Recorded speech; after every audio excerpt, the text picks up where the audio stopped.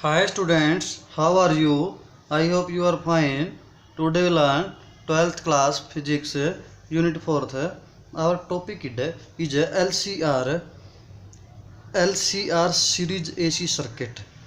मतलब L से inductor, C से कैपेसिटर और R से रेजिस्टेंस AC सर्किट के अंदर सीरीज में लगे हुए हैं, या फिर इसका क्या हमने बताना, फेजर डायग्राम की हेल्प से।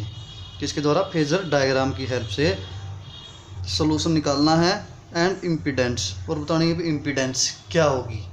देखिए पीछे हम L R L C R इनके अलग अलग कर चुके हैं, तो अब हम तीनों को इकट्ठा करते हैं।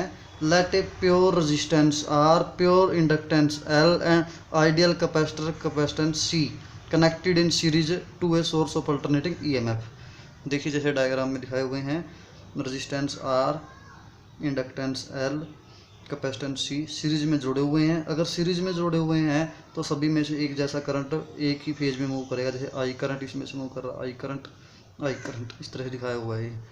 इसमें से वोल्टेज वी आर, इसमें से वी एल, तो इस तरह से एक जैसा करंट मूव करेगा। और इस करंट को हमने सेम एम्पलीट्यूड और सेम फेज का होगा। आई एट इंस्टेंट टी दिखाया हुआ, I equal to I naught sine omega T. तो साइन ओमेगा टी ये करंट है। तो however voltage across each element be are different phase, लेकिन वोल्टेज का अलग अलग फेज होगा। जैसे पहले वी आर इसका अलग फेज है, अब ये वी एल इसका ऊपर की तरफ फेज है, वी सी इसका नीचे की तरफ, तो इसका फेज क्या है, अलग अलग है। तो पहले हम वोल्टेज निकालते हैं, maximum voltage across R, R के अक्रॉस मैक्सिमम वोल्टेज जो वी आर से रिप्रेजेंट की हुई है। तो वी वोल्टेज क्या होती है, आई इंटू आर, और आई क्या है यहाँ पे, आई नोट करंट। देखिए आई नोट करंट है और आर क्या है यहाँ पे, रेजिस्टेंस है। तो वी आर की वैल्यू आ जाएगी इस तरह से, जैसे वी की, और दोनों क्या है सेम पेज में। यहाँ पे आई नोट करंट और जो वी आर है ये दोनों एक ही लाइन के लोंग है, ओ एक्स लाइन के लोंग, यानी कि ओ एक इसको रिप्रेजेंट कर रहा है वी आर को, और ओ एक्स की डायरेक्शन में ही क्या है, आई नोट है। दोनों में क्या है, फेज डिफरेंस 0 है। तो यानी कि ये मैं क्या इसका दिखा रहा हूँ, वोल्टेज फेजर डायग्राम दिखा रहा हूँ साथ साथ इसका। तो देखिए फिर इसके बाद अगली जो वोल्टेज है, maximum voltage across L, L के क्रॉस वोल्टेज आएगी तो फिर वी एल से रिप्रेजेंट की हुई है, आई नॉट अक्रॉस एल। तो आई, क्योंकि एल इंडक्टर के केस में जो रिएक्टेंस के रूप में रेजिस्टेंस होता है वो एक्स एल के बराबर होता है। एक्स एल से रिप्रेजेंट करते हैं हम रेजिस्टेंस को, इसको जिसको ये बोलते हैं रिएक्टेंस। तो वी एल लीड करंट से 90 डिग्री लीड है, मतलब आगे है, represented by O B along O Y. देखिए फेजर डायग्राम में दिखा रखा है जिस तरह से, इसे 90 डिग्री के पेज पे है वी एल में, 90 डिग्री से आगे की तरफ एंटी क्लॉकवाइज। यहाँ पर देखें तो अगर ये करंट का पेज है और ये जिस तरह से ओ से बी की तरफ एंगल कितने का, 90 डिग्री का, तो इस तरह से 90 डिग्री उससे आगे की तरफ है। तो द मैक्सिमम वोल्टेज अक्रॉस सी, सी के लॉन्ग वोल्टेज क्या दिखाई, वी सी, जो आई नॉट उसका जो रिएक्टेंस होता है उसको हम किससे रिप्रेजेंट करते हैं भाई, एक्स सी से। तो V C lag behind A C by 90 degree, it is represented by O C along O O dash. ये पीछे है, ये करंट से क्या है, पीछे है 90 डिग्री, मतलब पीछे नीचे की तरफ, ये दिखा रखा है इधर क्लॉकवाइज, और यानी कि इसे रिप्रेजेंट कर रहे हैं ओ सी से अलोंग ओ वाई डैश।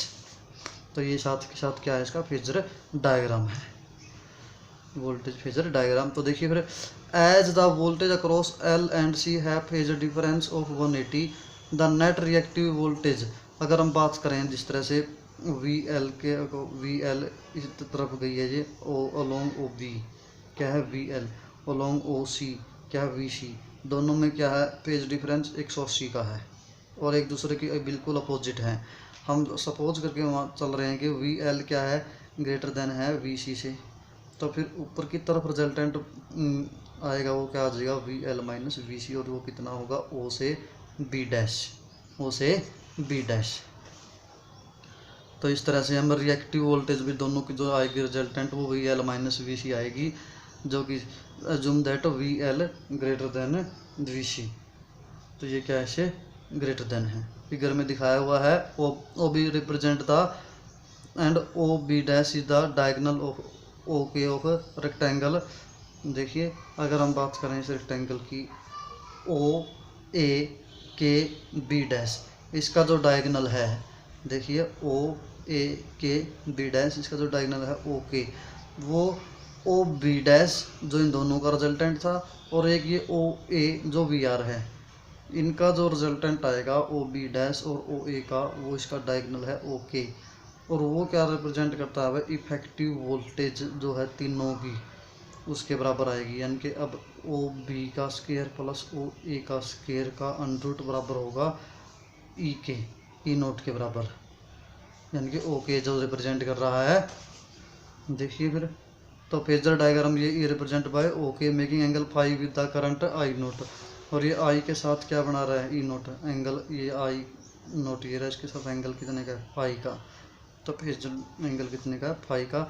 तो ओके फिर इसका रिजल्टेंट है रेक्टेंगल का डायगोनल, ओके क्या होता है, एक वेक्टर का स्क्वायर प्लस दूसरे का प्लस 2ab कोस थीटा, और कोस 90 डिग्री का, यहाँ पे 90 जीरो हो गया, तो बाद वाली टर्म क्या जीरो होगी, ये बच गया ओ ए। ओ ए की तरफ क्या है भाई, करंट है, सॉरी ओ ए की तरफ वोल्टेज कौन सी है, वी आर, वी आर का स्क्वायर, और ओ बी डैश की तरफ रिजल्टेंट हमारा ये आया था V L minus V C, तो ये आ गया V L minus V C का स्क्वायर। और वी आर की वोल्टेज हम रिजल्टेंट पीछे जो लिया उसमें से रख दी आई नोट आर का स्क्वायर, और वी एल की जगह X naught, sorry I naught X L minus I naught X C जो कैपेसिटेंस वाली वो रख दी, इसका स्क्वायर कर दिया। तो आई नोट इसमें से भी स्क्वायर है, बाहर निकल के क्या आ जाएगा, अकेला आई नोट, अंदर क्या बच गया, आर का स्क्वायर प्लस एक्स एल का स्क्वायर माइनस एक्स सी का स्क्वायर। तो ये हमारी क्या आ गई भाई, जो रिजल्टेंट इफेक्टिव वोल्टेज है तीनों की एल सी आर की, वो आ गई है। तो इसके बाद हम निकालते हैं भाई इम्पीडेंस। इम्पीडेंस क्या होता है, देखिए the total effective resistance offer by L C R series A C circuit, जो एल सी मान के तीनों को जोड़ा हुआ है सीरीज में एल सी और आर को, उसकी वजह से जो इफेक्टिव रेजिस्टेंस ऑफर होता है, मतलब जो इफेक्टिव रेजिस्टेंस जो डालते हैं उसको हम क्या बोलते हैं, impedance. According to Ohm's law impedance in L C R series AC circuit is given by Z से रिप्रेजेंट करते हैं। रेजिस्टेंस क्या होता था, वी बटे आई, आर बराबर वी बटे आई, आर की जगह रेजिस्टेंस किससे रिप्रेजेंट कर रखा है, इम्पीडेंस इनके जेड से, और वी की जगह क्या है, ई नोट बटे में आई नोट। तो ये इक्वेशन हमारे पास बनती है। अगर यहाँ से हम देखें एक नंबर इक्वेशन से आई नोट को नीचे लेके जाएं तो ई नोट बटे में आई नोट, इस तरफ ये बचता है, तो मतलब कंपेयर करें एक और दो को, तो हमारे पास जेड यानी कि ई नोट बटे आई नोट इम्पीडेंस बराबर है, दूसरी तरफ क्या बच गया, ये आर का square plus X L minus X C का स्क्वायर, ये रिजल्ट हमारे पास बचा हुआ है। तो इस तरीके से देखिए, अब आर का स्क्वायर है, एक्स एल जो रिएक्टेंस है इंडक्टर के केस में उसको हम ओमेगा एल लिख सकते हैं, उसकी जगह ओमेगा एल लिख दिया, और एक्स सी को लिख सकते हैं 1/ओमेगा सी, उसमें 1/ओमेगा सी रख दिया। तो फ्रॉम फिगर बी जो मैंने खींची चली, voltage E lead the current by a phase angle.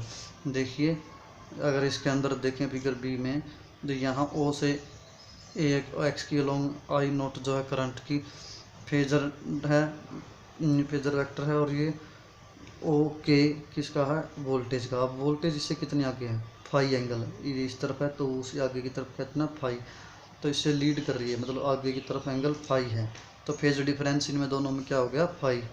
तो वो फाई एंगल निकालने के लिए हम फिर क्या निकाल देंगे, tangent phi. Tangent phi, tangent क्या होता है, परपेंडिकुलर यानी कि एक के बटे में बेस बटे ओ ए, और एक की जगह क्या लिख सकते हैं, ओ बी डैश, क्योंकि ये बराबर है, तो ये रख दीजिए। फिर ओ बी डैश बटे में ओ ए, ओ बी किस डैश किसके बराबर आया था, वी एल बटे माइनस वी सी बटे में वी आर, वो वी आर के बराबर है।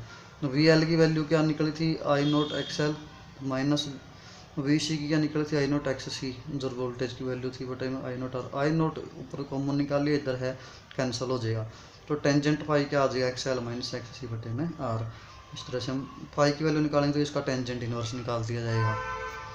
तो the alternating EMF in R L C is represented by E equal to E naught sine omega T, क्योंकि करंट क्या था हम जो यहाँ पे लेके चल रहे थे स्टार्टिंग में, करंट की वैल्यू जो लेके चले थे हम ये थी I equal to I naught sine omega T, तो वोल्टेज की वैल्यू आएगी E naught sine omega T plus phi, क्योंकि फाई वो जिसका फेज डिफरेंस है, ओमेगा टी प्लस फाई। तो इसके तीन केस बनेंगे, फाई एंगल के हिसाब से अगर एक्स एल बराबर हो जाए एक्स सी के, यानी कि इसमें एक्स एल बराबर है एक्स सी के, तो ये सारा जीरो हो गया। तो टेंजेंट पाई जीरो कब होगा, या जब पाई क्या हो जाए, जीरो हो जाए। तो उस केस में वोल्टेज और करंट क्या होंगे, सेम फेज में होंगे। और एसी सर्किट क्या होगा, नॉन इंडक्टिव। एसी सर्किट को हम क्या बोलेंगे, नॉन इंडक्टिव, इंडक्टेंस उसमें नहीं होगी। तो इसके बाद दूसरा केस है X L greater than X C. X L X C से बड़ा है, तो इसकी वैल्यू टेंजेंट फाई की वैल्यू क्या आएगी, पॉजिटिव आएगी। तो फाई की वैल्यू भी क्या पॉजिटिव आएगी। और वोल्टेज क्या करेगी, lead the current by phase angle phi, voltage से लीड करेगी। तो acceleration current circuit is inductance dominated circuit बन जाएगा, वो इंडक्टेंस को डोमिनेट कर रहा है। अगर एक्स एल छोटा है एक्स सी से, एक्स एल क्या है, छोटा है एक्स सी से, तो टेंजेंट फाई क्या हो जाएगा, नेगेटिव। तो फाई भी क्या है, negative. Hence voltage lag behind the current by a phase angle phi the AC circuit. तो उसके केस में क्या हो जाएगा, कैपेसिटेंस डोमिनेटेड सर्किट हो जाएगा। उसको क्या बोलेंगे, कैपेसिटेंस डोमिनेटेड सर्किट। तो इस तरह से हमारे एलसीआर का और इम्पीडेंस का टॉपिक कंप्लीट है। Thank you, have a nice day.